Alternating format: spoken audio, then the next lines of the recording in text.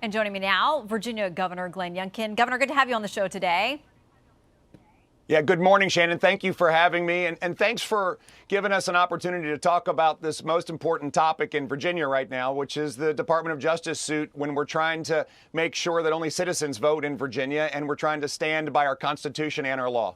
Yeah, they have instituted a lawsuit against you. They've done it in Alabama as well, saying this purge goes in violation of the 90-day quiet period, that federal law that says you can't do systemic or large purges within 90 days. Here's part of their lawsuit. They say systemic removal programs are more error-prone than other forms of list maintenance, and eligible voters placed on the path to removal days or weeks before Election Day may be deterred from voting or unable to participate in the election on the same terms that they would have but for the Commonwealth's error.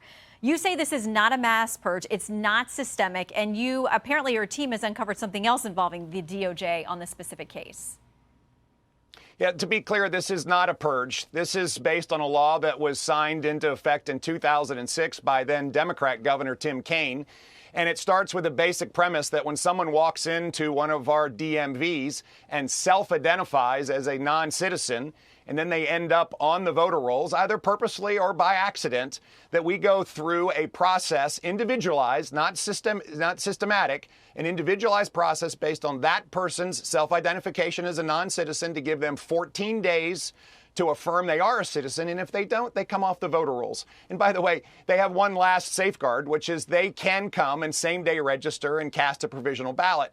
And so to describe this as something that's a purge is completely inaccurate.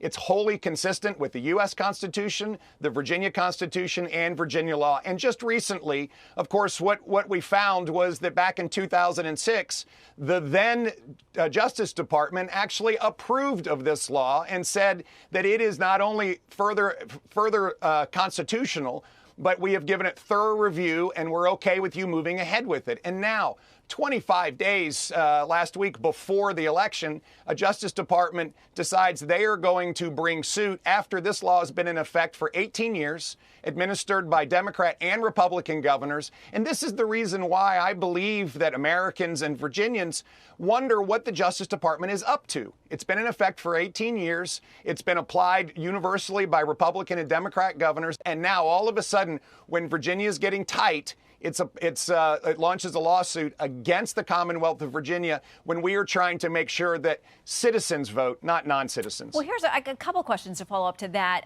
You talk about the DOJ giving approval back in 2006 or early on in conjunction with when this law was actually passed, as you note, under a Democrat senator who's now Democrat senator. He was a Democrat governor.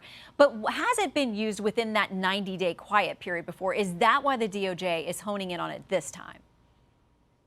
It had been used within the 90-day quiet period, most recently by Democrat Governor Terry McAuliffe and Ralph Northam, and they said nothing about it at the time. The reality is that this is not a purge. It is not systematic. It is individualized. And it starts with someone identifying as a non-citizen and then ending up on our voter rolls, as I said, either purposely or by accident.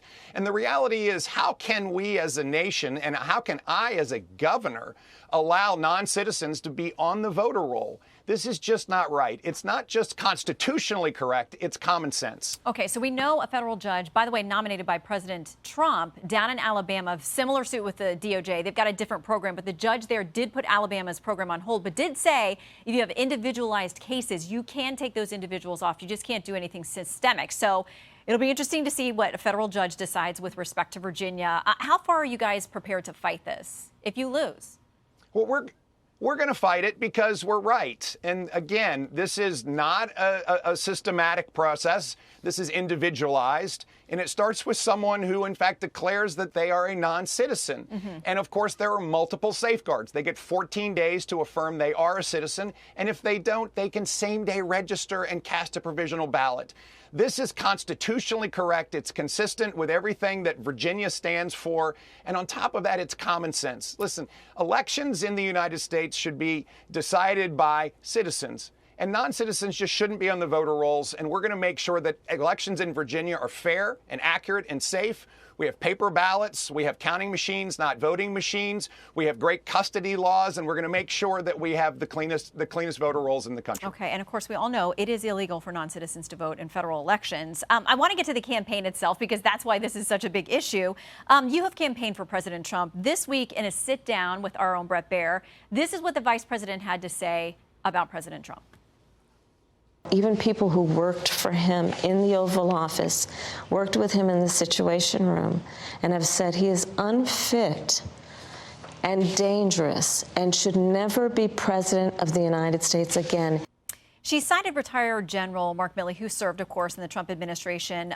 He is quoted in Bob Woodward's new book saying this: "He is the most dangerous person ever," meaning President Trump. "I had suspicions when I talked to you about his mental decline and so forth, but now I realize he's a total fascist. He is now the most dangerous person to this country."